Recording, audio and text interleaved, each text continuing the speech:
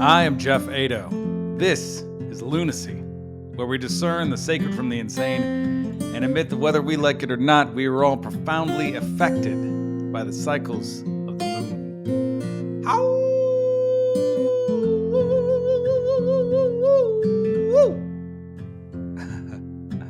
My guest today is me. I am my own guest. That is to say, I don't have a guest today. That is to say, I am hosting myself and I'll be talking to myself. All right. Why? Because I can. And because there are things that I want to say that I just want to say. And so I'm solo casting. All right. First off, let's start with that. Recently, I've just completed a program that was really geared towards it was a lot of men's work, and it was geared towards claiming my own king, looking at the king as an archetype through Jungian psychology, looking at the king historically and what the king means for me in my own life, really like essentially how to be a man. And I realized that it is gender specific here as far as how to be a man, which that just is how it is. And I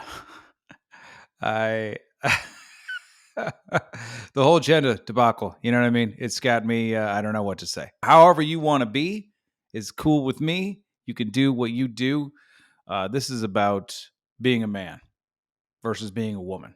And now I recognize that all of us possess masculine energies. However, this relates to me as a man and what it means for me to be a man in my life. Overarchingly, I think there are beautiful, magical qualities about being a woman.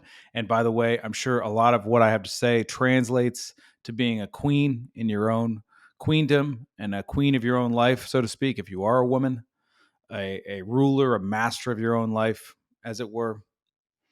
And that's really the point. So I want to start off by showing you something that I purchased recently. Okay. If you're watching on YouTube, if you're not, you're going to miss out.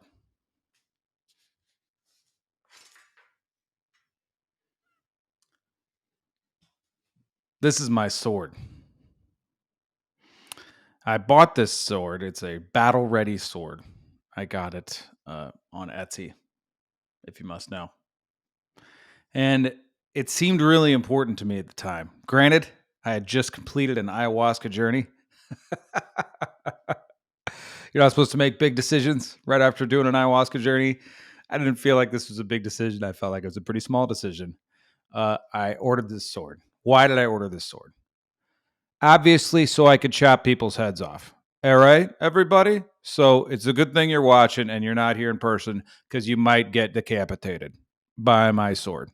All right?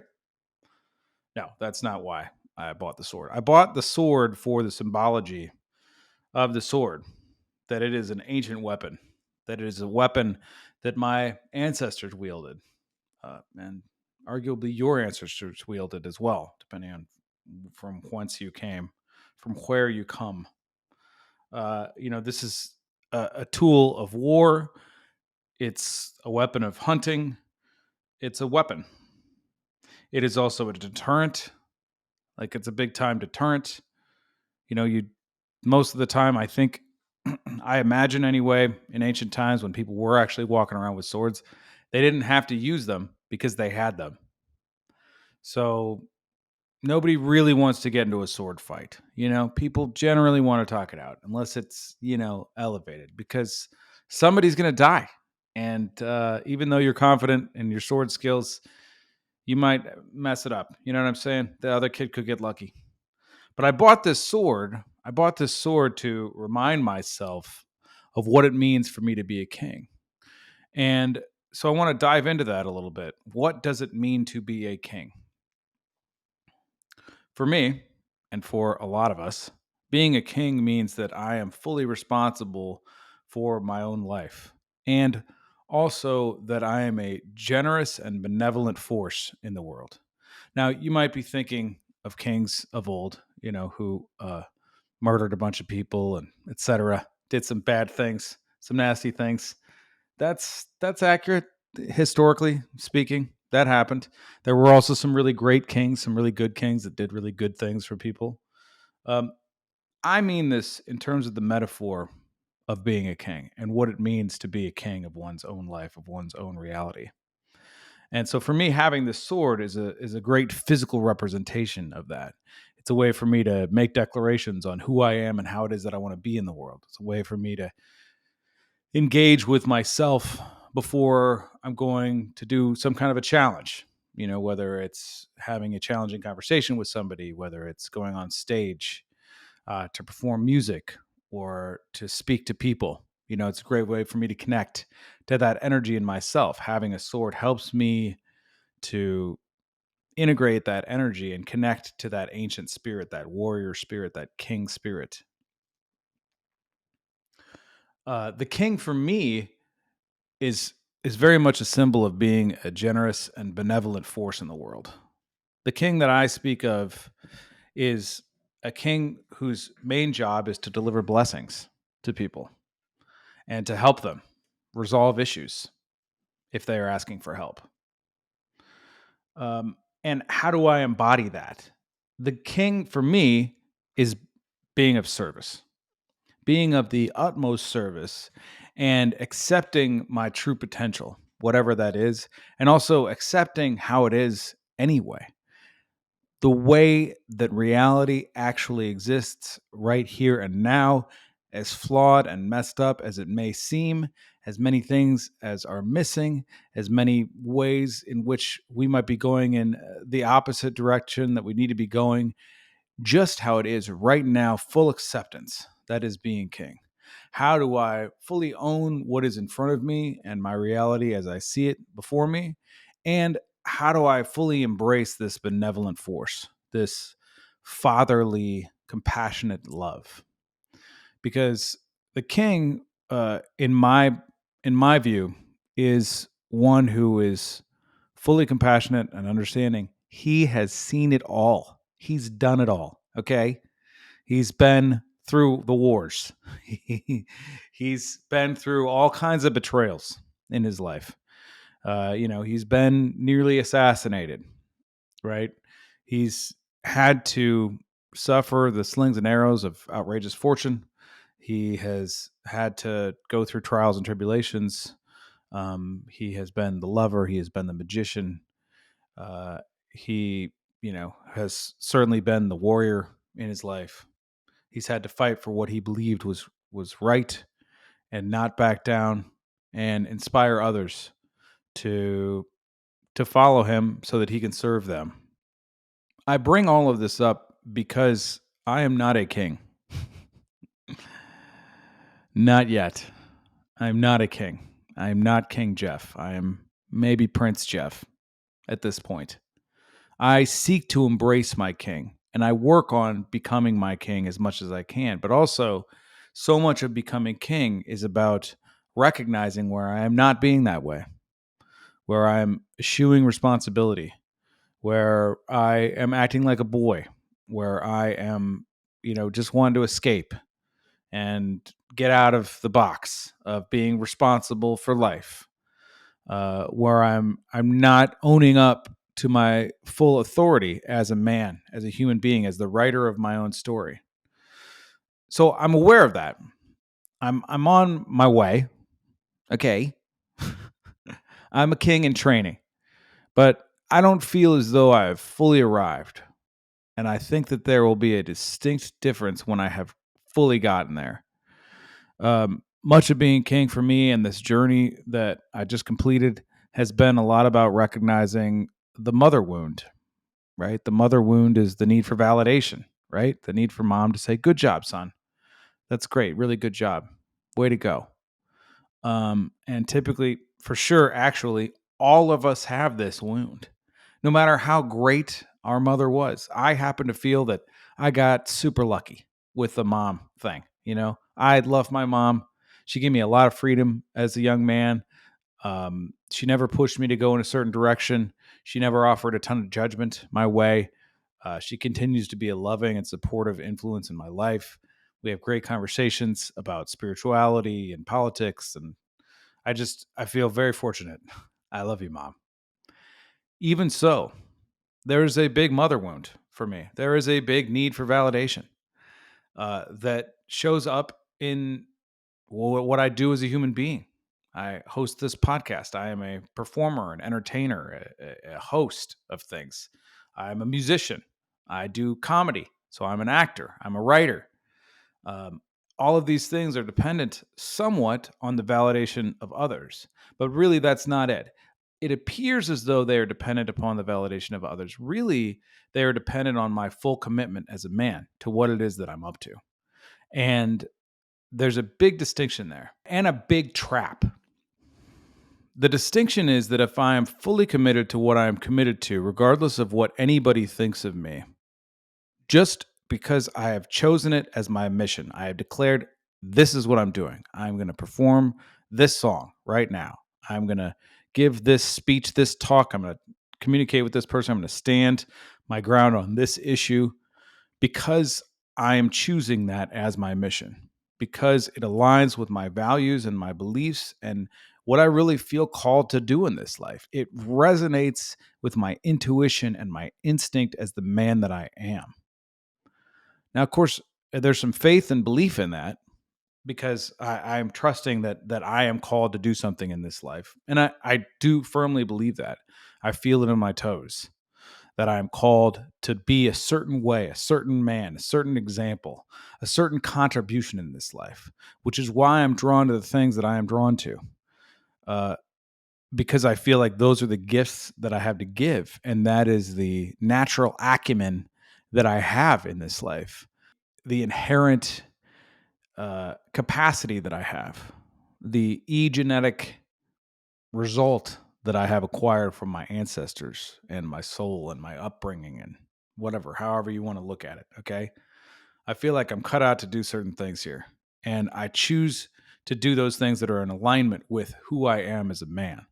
So, from the mother wound perspective, from the need for validation, the need for other people to look at me and say, "Oh, that's great. I really liked that. That was a really good job that you did. I really loved that. It was really great, really touching. Thank you so much."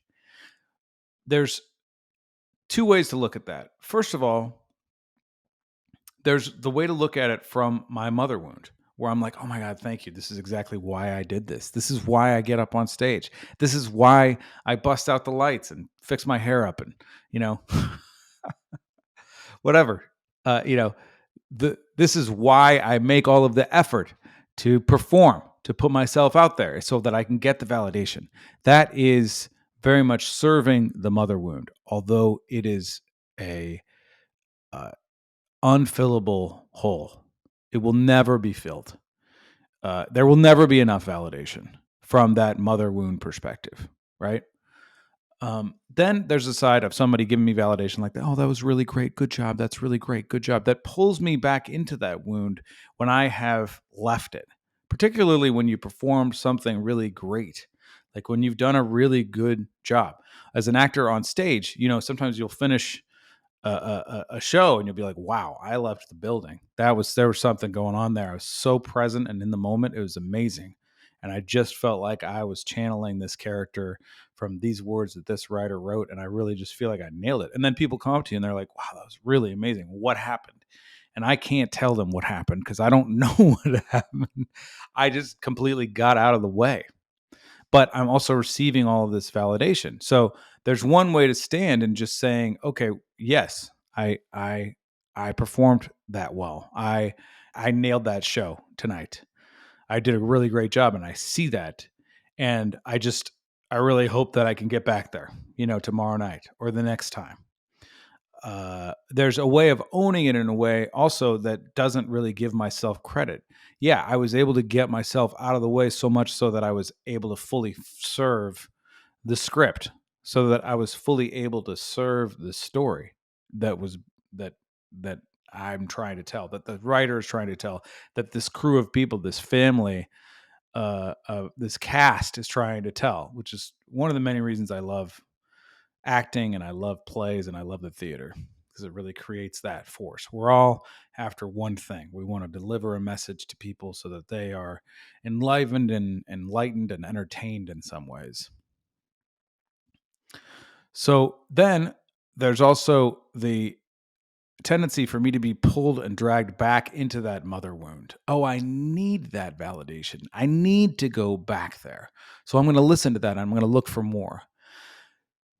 There's also sometimes an insidiousness about it where someone could be complimenting you because they're trying to, get leverage on you and create it so that you need their validation in some weird way. That can happen, and that's unfortunate. And you just kind of got to look out for that. Mostly, Mostly what's going on when somebody compliments you is that they were really moved by your performance or what it was that you had to offer. And they really want to authentically communicate to you how it made them feel. And in the communication to you of how it made them feel, your performance, they are not only honoring you and what you performed and the act that you did, the service that you did, but also they're honoring themselves and what they got from it. And by the way, it takes a lot of courage for them to actually communicate to you what they got out of what you did. And so that's actually the kingly way of accepting compliments, because I know that I'm accepting what you're saying, even if I don't believe it, even if there's a big part of me that's like, they don't know what they're talking about. They don't, you know, they don't know me in my everyday life. They didn't know what a mess I was a couple of days ago, or they don't know whatever, my flaws, right? We all have a bank. We all have a giant, I feel like I definitely, and I'm pretty sure you do too. I have a big piggy bank of judgments that I hold on myself that I will pull out in case I feel like I'm getting ahead of myself or pride is taking over, to demonstrate that I am not that great. Now, maybe you don't have that, and if that's the case, good for you. That's great. But I definitely experienced that, and I feel that a lot of other people do. So instead of that, it means that as a king, I accept the compliment from a place of I really understand, and I acknowledge that you are really trying to honor me and also what you got out of my performance, and also I'm honoring the magic of the performance itself, because the reality is I didn't, if I did that good of a job, then I wasn't there. I don't mean that like I wasn't present. I was present. I was along for the ride. But I mean that there's a magic that gets created in the moment of theater or in performance that is something totally unique. Even in the communication that I'm making right now, there is me speaking and there is you understanding and you interpreting what I'm saying in your own way through your own filter that's going to create whatever value it creates for you because of your reflections on your perspective of reality. That maybe seemed overcomplicated. But I think you get what I'm saying. All right. What I'm saying is, I'm talking, you're listening, you're interpreting what I'm saying. And if it's good for you, that's great. But there's a magic in that is wholly unique because it speaks to you as an individual, as whoever you are, however you are, in whatever way you were brought into this world, and however it is that you see yourself as a human being. So that's something beautiful too. And I'm not responsible for that. I'm really only responsible for trying to do my best to aim in the right direction and just not be attached. For instance, in doing this podcast today, this solo cast, I was like, what am I going to talk about? And I was like, don't think about it too much. Just get up there and speak from the heart as much as you possibly can and let fly what comes out. So that's what I'm doing. Other aspects of the king and that energy that are important. Courage. Courage. Courage comes from, I believe, French. Courage. Did you see how I did that? Courage. Oh god, that was terrible. Courage. I don't know, man. I forgot how to do a French accent. Pepe le pew. Courage comes from the French. Coeur in French means heart. So courage actually means to come from heart, to stand in the heart energy. And for sure, that is a big aspect of what it means to be a king or a queen. is to fully embrace and stand in your heart energy when it is uncomfortable. You know what I'm talking about? You want to do something, but you're afraid to do it. But your heart's like, no, you got to do this. You got to do this. And your mind's like, no, I don't want to do that. I'm gonna be exposed, man. I'm not doing that. That's crazy. What if they all laugh at me? What if they all banish me? What if they all execute me? Right? But your heart's saying, no, yes, yes, yes. This is what you need to do. This is what you need to do. And there are instances in my life where that voice has been loud and clear, where I have listened to that voice and I have followed that voice, and I'm always rewarded. There's never been a time where I had this internal knowing you should really try this, and I got completely smacked down. I mean, I have bombed on stage doing comedy before, but that's because I was unprepared, not because I was being called to go up there and just I set myself up. Generally speaking, I don't know. I can't say this for all comics or people that get on stage. If you bomb, you planned it. If I bomb on stage, it's I created it that way. I created it that way so that I could maintain this belief that I am not good enough, that I'm not talented enough to make them laugh, that I am not smart enough to entertain them, whatever it is, right? That I'm just not good enough. I know that I created it that way. And it wasn't a huge heart calling. It wasn't from a place of courage. It was from a place of fear. So it's a setup. And it's a setup to identify more with my own wounding than with my true purpose. So I know that if I follow my own courage, if I follow my own heart, if I listen to that voice in my head and follow that desire, I will be rewarded. Courage also means the willingness to not only stand in my own discomfort and experience my own fear, but also, to know that there's going to be some pain that I'm going to experience. And that very much a lot of that pain is me redefining who I am in this moment right now. Because that's like a perpetual process, right? It's not like one day I perform something great and I'm like, okay, that's the end. I reached my pinnacle. I am done, complete. All right. See you later. No, it happens over and over again throughout life. And each and every time that I really push myself and test myself. It's again me separating myself off from the ego of old, the person that I used to be, the person that I used to associate as, and creating myself new in this moment, forged in the fire of the presence of this reality right here, right now, forged in the knowledge that I will be judged for what it is that I am about to say and do. And that I do run the risk of being banished or executed.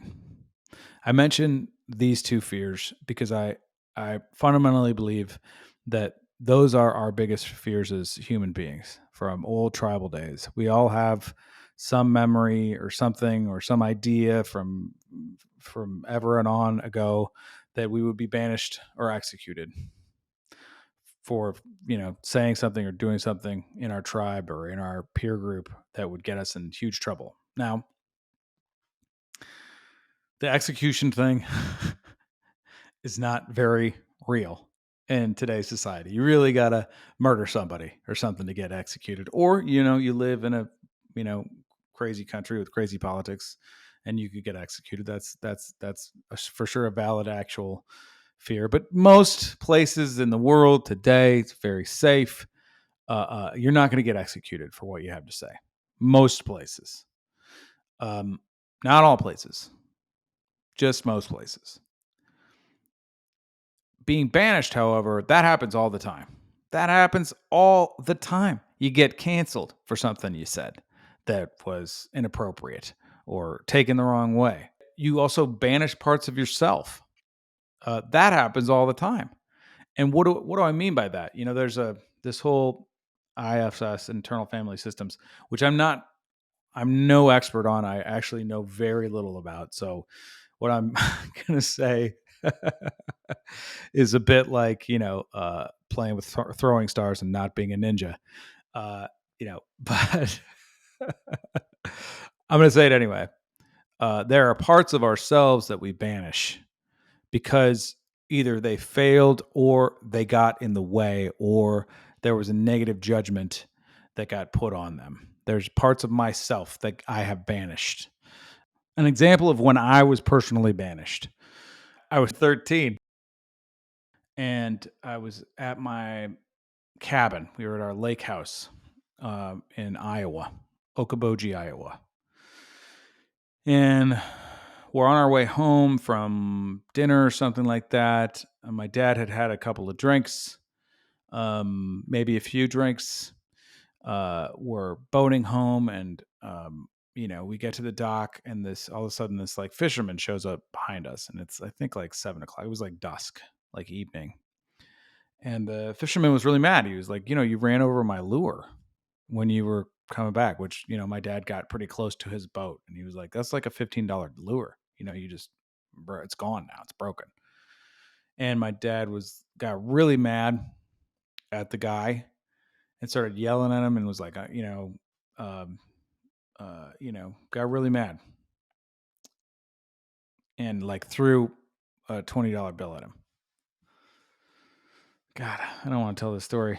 My dad's a great man, okay? And he transformed a lot. This was not his brightest moment, okay? We all have them. It was a dark moment. So he threw a 20 at him. I flipped out. I was like, Dad, what are you doing? Like, what's wrong with you? Like, you broke this guy's lure. Just, give him money and like, let's he didn't do anything. Like, what's your problem?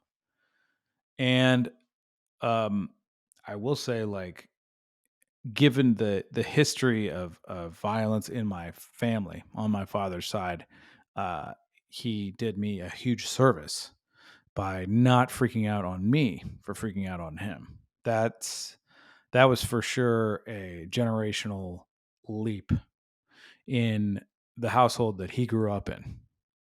By that I mean my grandfather, his father, suffered from alcoholism and was violent towards my grandmother, which caused her to, obviously caused her a tremendous amount of suffering, but also in order for her um, to continue in that environment, to live in that environment, she really had to, believe on some level that he was in the right, that my grandfather was right to be violent with her. And I mention all of that because I'm challenging my father's authority. So everybody goes inside. My grandmother is out there with me. And it's just she and I on the dock. And this woman, in my experience, is the sweetest lady that I have ever met in my entire life. She is a beautiful human being. To this day, I love you, Giggy. And I'd never heard her say a harsh word to anybody about anything. So here we are, and she lays into me. You got to be respectful of your father and not talk down to him ever. That is not your place. And it was kind of a lot of that talk. And I was like, defending myself, but also I just couldn't believe that she was so pissed off at me. She was really like putting me in my place. And I felt, justified in what I had said. Frankly, I still feel justified in what I said in that moment. And it really upset me. Like it upset me super deeply. And I went in and like just basically bawled my eyes out for, I don't know, many hours. My mother came in to console me. It was like a whole thing. My cousins were all there. It was very embarrassing. And in that moment, I banished a huge part of myself, a huge part of myself that had it that I belonged here. In that moment, I really created that I didn't belong here. If you've done any landmark work or the landmark forum, they kind of get into these different stages of where it is that you create different beliefs about yourself, one of which being, I don't belong here. And this was for sure that I did not belong in this family anymore. And I had really stepped over the line. And so I banished a huge part of myself to believe that I didn't belong here. And also that part of myself was also about justice. It was about creating justice for this fisherman guy, right? Who got his lure wrecked. Um, and so I banished that part of myself. Well, it's been a long time since then, and there's been a lot of healing since then. I'm way older than 13, and I've communicated with my grandmother about it, and I love my grandmother, and I get where she's coming from. I get from a compassionate perspective where she's coming from a place of understanding. Oh, she had to have that check on reality in order to be that way. But also, like, I get that it wasn't about me, and I allow that wound to heal. Even though when I talk about it, it brings me right back there, and I'm like, wow, that was really, really painful. I accept that there was a part of myself in that moment that I banished that I have invited back into my sphere. That I've said, you know what?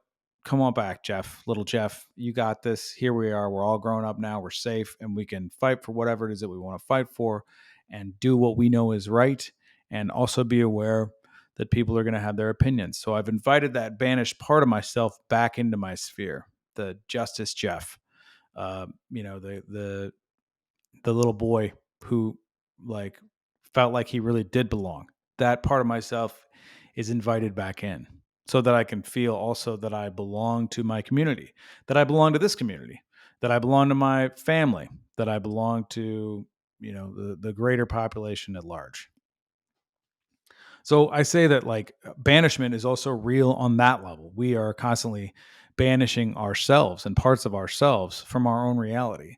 And the king energy is the energy that is compassionate. It is the compassionate father that wants to bring those elements back into ourself. Also, that's another aspect of it. The father energy of the king is vastly distinct from father energy that may have been abusive and super disciplinarian type guy. Not to say that there's not discipline involved in being a king, there is. However, the king energy comes from a very fierce sense of compassion. I understand what you've gone through. It's more of like a Jesus energy, right? I get where you've gone through, and I accept what you've gone through, and I love you anyway. And maybe try this, you know, some sort of invitation to towards growth, towards blessing, because really you can't make anyone else grow. Unfortunately, the only way to heal is through the self.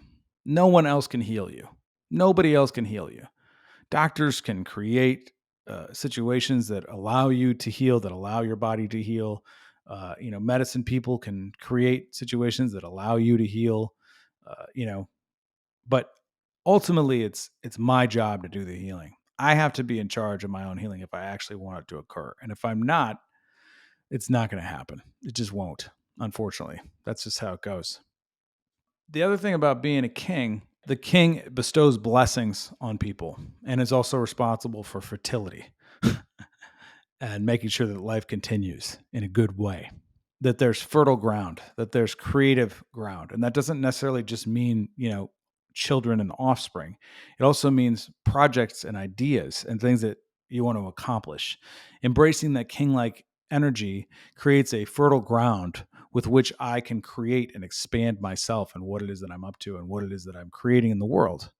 However that manifests, could be business ideas, could be writing, could be songs, could be a job that I really want to get, that I know that I need training for, that I'm going to go after to get that job.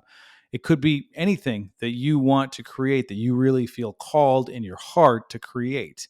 Now, in living in that king energy and embracing that king energy, you're creating a fertile ground for that to be made manifest, really, which means that for you to manifest that, for me to manifest that by being in my king energy.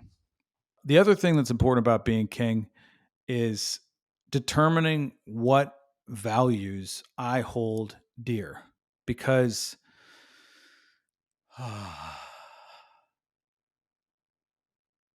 we don't talk about values enough anymore.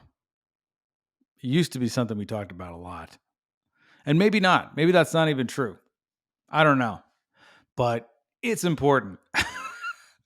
It's foundationally critically important to identify the things that I value, that I want to create in the world, and reflect on those and look at my life and see whether or not I am in alignment with those values, right?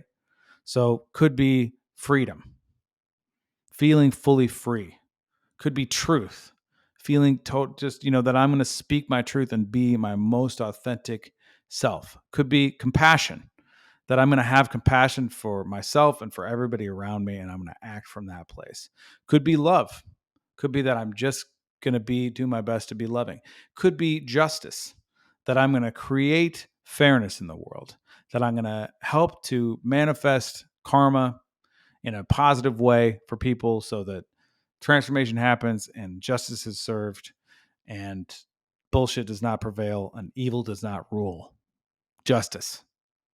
I like that. I like the justice part. Know what I mean? I'm about it. It's important for us to identify these values because also we are under siege.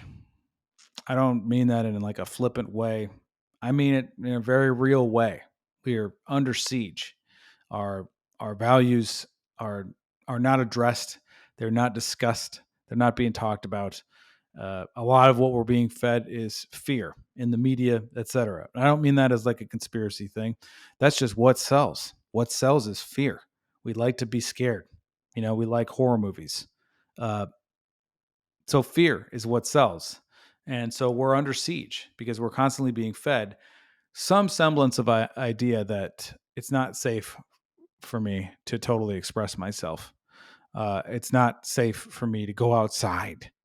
It's not safe for me to be at home alone at night because that guy's going to come in, the boogeyman, because it happened in Ohio and I saw it on the news, even though I live in Northern California and that's a long way. We are under siege. And if we don't get clear on what our values are and what we're willing to fight for, and frankly, what we're willing to die for, it's hard to really live in that king energy. So, being clear on what it is that I am willing to die for in my life. What is it that I would be willing to die for, that I am willing to die for? I'm willing to die for freedom.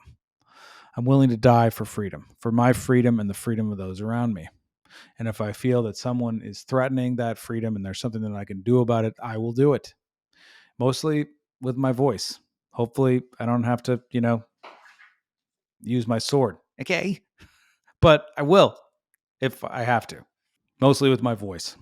I don't feel that using the actual sword to kill anybody is a good idea at all, unless I'm being attacked, in which case, then it's okay if there's no other option.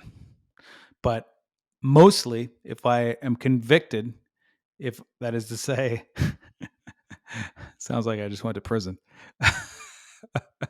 If I have conviction and I hold that conviction, then chances are I'll be listened to.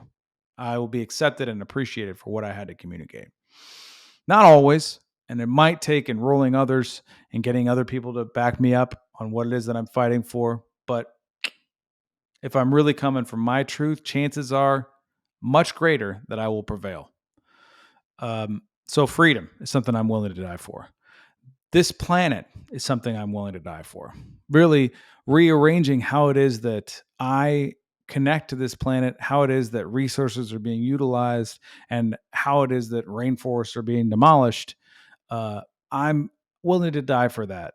I'm willing to die for the protection of this earth because I think it's absolutely critically important. And whatever resources it is that we are getting right now that might be destroying all potential future resources are not worth it. And there's another way. There's a third rail. There's a outside the box way of thinking about things that's going to allow us to achieve the result we want to achieve without destroying the planet. So I'm willing to die for the planet, however that manifests. And I don't mean like, you know, never driving a car again. I mean, finding new ways in the future of determining how it is that we can create energy and how it is that we can treat the planet and how it is that we can connect with the spirit that brought us here. That's another thing. I'm willing to die for the spirit that brought us here. Right? God. Call it God. Uh, call it great spirit. Call it creator. I'm willing to die for creator. I'm willing to die for my beliefs in creator if necessary. I don't think I will, but I would. Um, I'm willing to die for the love of mankind and the love of this earth. Those are things that I'm willing to die for.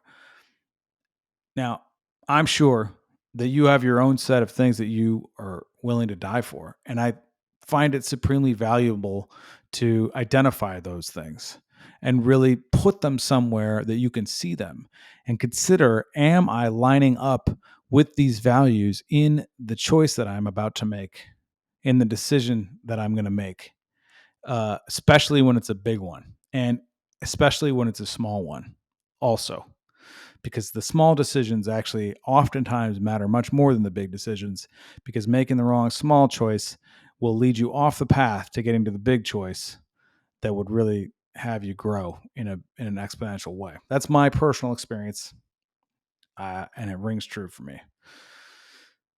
Identifying those values that I would die for, that's critical for me to be king. Prayer. I'm sorry, but prayer. I'm sorry to say prayer because I feel like if I say prayer, you go, what? Now, I don't know. You might be like, yeah, dude, you're right. Prayer is really good. But prayer, however you manifest prayer, however I manifest prayer, is absolutely essential for me to maintain and invite that king energy into my life. It's absolutely critical. In the morning, I have to meditate. If I don't meditate, fine, but like the day's not going to go the way that I wanted to. Something's going to get funked up. I'm going to get in a fight with my wife or whatever, somebody else, or I'm not going to make the right choice, or I'm going to procrastinate or whatever. I'm going to steer down a different road. And I know this to be true about myself. This may not be true for you, but it totally works for me. If I pray in the morning and I get connected to the source that brought me here, however that is, even if it's just meditating or chanting or doing the Tao Bao, or whatever it is, the more that I am involved in that prayer, the easier my day becomes. The more I am able to embrace my observer energy, where I'm watching things happen and and expanding the gap between reaction and response so that I can see the reaction, the boy like reaction that I would want to have to be like, no, you didn't do that. You didn't do that right now. And see the king like energy that would be like, I hear what you're saying. And this is where I stand, or however that manifests. I realize that was a little vague, but you know what I mean. Expanding the gap between the impulsive, automatic, trauma-driven reaction from my wounding to react to a situation to a larger place where I can really respond from my larger self, from my king-like self. Um, Meditation and prayer are critical to that. It also fundamentally helps with humility, because when I really consider the massive beauty of this majestic creation that we are standing on right now, or sitting on, or laying on, or whatever position you're in right now, when I consider the majesty of this creation and the great mystery of all of it, I am automatically humbled. I, I just, wow. It is, I mean, wow. Rivers, go look at a river for like 10 minutes, you know? Fish, birds, animals, people, the whole thing, when you really boil it down, is really something so profound, something that I just, I'm humble before this creation. It's a great way to keep me humble, which is super important because pride is a motherfucker and it'll get you every time. So being humble, praying, that's something that's critical to being a king. And, I'm on this journey. I'm still exploring. As I said earlier, I'm not King Geoff. I am Prince Geoff or something. I'm on my way. I'm on the hunt, but I'm still looking. And the fact that I'm still looking and that I'm keenly aware that my identity and my reality is really only composed in these like 15 seconds of time of which I can fully be conscious, the more that I realize it's just a constant effort for me to be in that energy, to be king. And even when I get there, I won't have gotten there. Even when I reach that state of mind, I won't have fully reached that state of mind. There's always more to come. There's always another mountain to climb. There's always a deeper level. And I know that, and I'm open to that journey. All right. I hope that you've enjoyed this episode of Lunacy. I don't know if you noticed, but if you're watching on YouTube, I added the sign in the background. I'm testing it out to see. I feel like it looks really cool, but also the painting, the mural by itself is so beautiful. So if you want to comment on that, whether you like it or not, let me know. I would love that. If you want to buy a sword, go to Etsy. Search Battle Ready Swords. Don't kill anyone with it if you buy one. Yeah. And